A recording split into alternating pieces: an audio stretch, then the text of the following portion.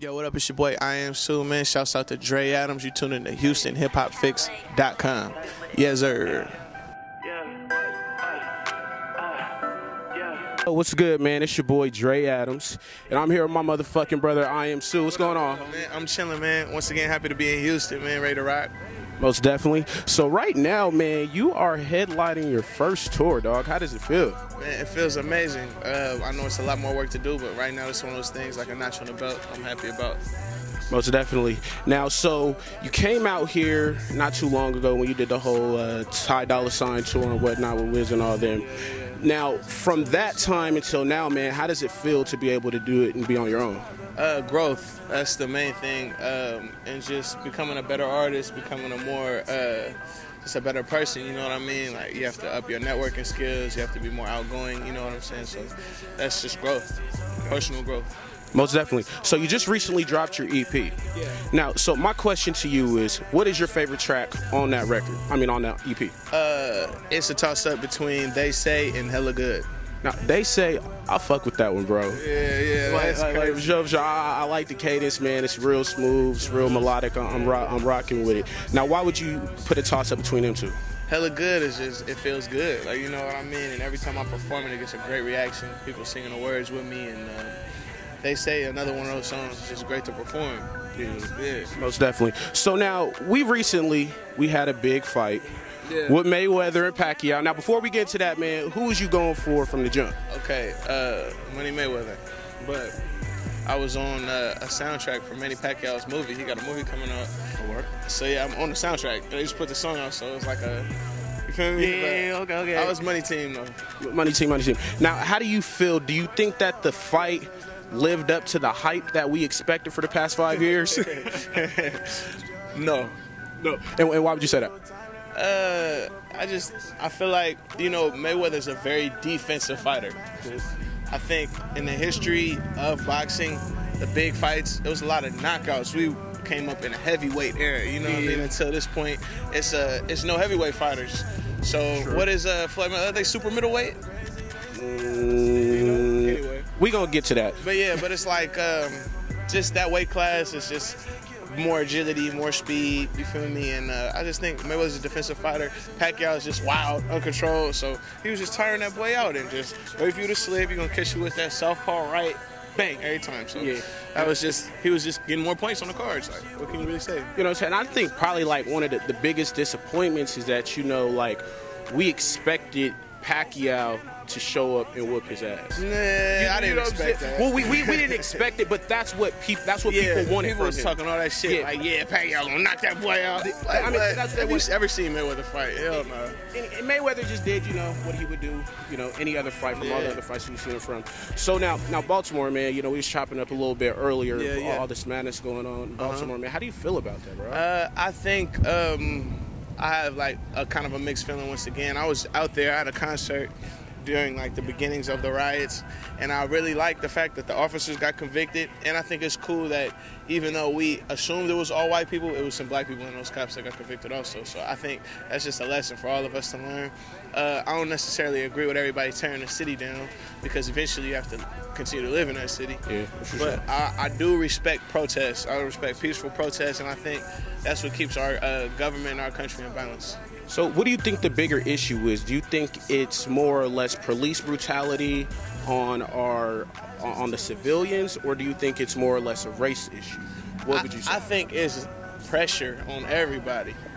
It's pressure. It's a lot of just pressure in the United States. If you think about it, it's like they just shaking us up.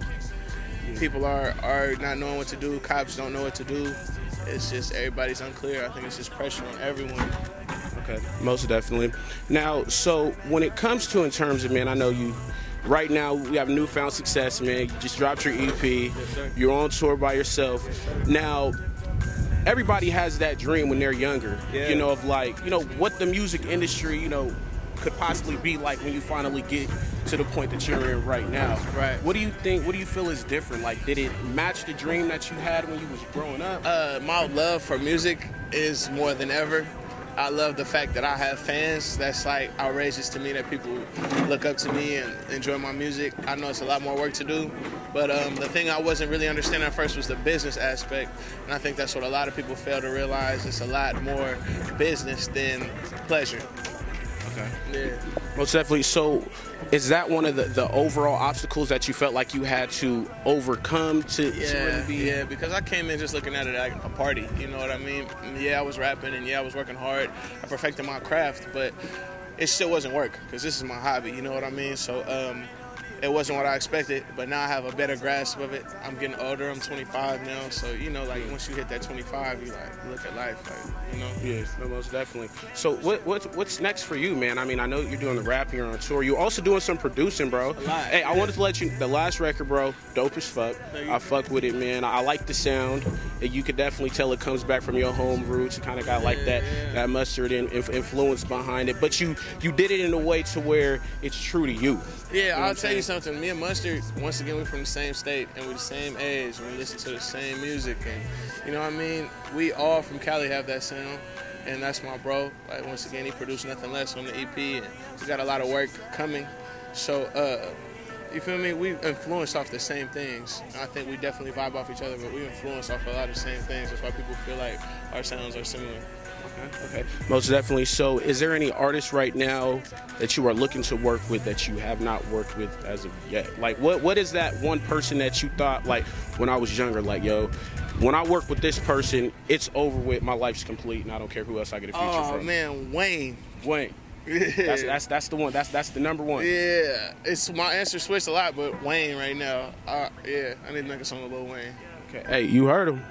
Hey, it came from us first, man. We well, look, nah, it would definitely be crazy, man. Well, hey, yo, man. So, like, when it comes from, you know, I know a lot of people coming up in the music industry, you know, they really wish that they could have that type of counsel that will take them to the next level. Being in the position that you're in, what type of advice could you give to upcoming artists that will really get them into the industry and really knock down doors? For all the upcoming artists, my advice to you would be drink water, read, and make sure you get enough rest. Don't try to burn the candle on both ends. If you're gonna do studio video work all day, don't try to go to the club all night. Like, stay till like 1:30 and take your ass to sleep, because you're gonna have to do a lot of work in the morning. And once you start feeling like shit, you can't get out of feeling like shit, you feel me? So drink water, read, and get some rest. And what do you think is most important, man, when it comes down to like really trying to get your name out there? Do you think that the music matters more than building the relationships in the game to actually get on? Because it's like now, music don't mean shit. That's what's so crazy. And that hurts me because I'm about music. So it's networking, it's branding. If you look the part and if you shake enough hands, if your manager kisses enough ass, you know what I'm saying, it's gonna be what you would like it to be. And I just think we need to get to a place where it's about skill. Our skill set. Yeah. And what do you think it's going to take for the industry to get to that level? Because it's like every day, man, or every week or whatever, it's like it's a new trending phenomenon that's going on, and it's taking away the authenticity from hip-hop. Like, what do you think it's going to take? I just think it's an industry, like how you said, and just like how Coca-Cola isn't the best thing for us, but it's an industry. They're selling it to us, like it's music, and they need to make popular music in order to make money. So I think it's just you pick your poison. Most definitely. Yeah. I'm with you. Shoot, hey, that's a wrap, man. I fuck with you, dog. For real. We about to work. We about to get it in, man, for sure. You know what I'm saying? These wings. Yeah. We already your first credit. we dripping, nigga. You know what I'm saying? Oh, you fuck with the sauce, too. I know you been on them sauce niggas. You know, niggas be taking over, you know.